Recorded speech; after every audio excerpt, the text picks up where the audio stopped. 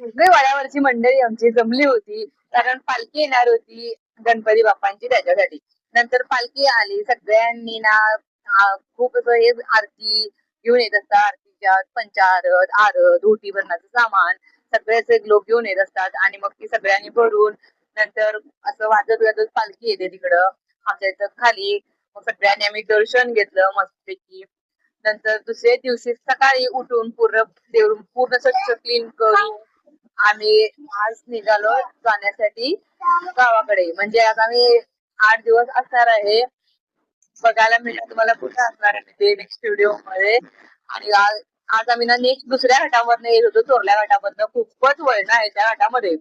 मग ह्या लहान मुलांना आम्हाला त्यांना खायला लागलं, सकाळी लवकर उठलं होतं त्याच्यासाठी.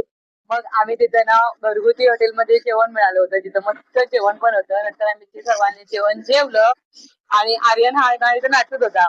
मी ते कॉपीराइट येतं त्याच्यासाठी गाणं ना, मग मी म्हणजे साऊंड व्हिडिओ बाय बाय.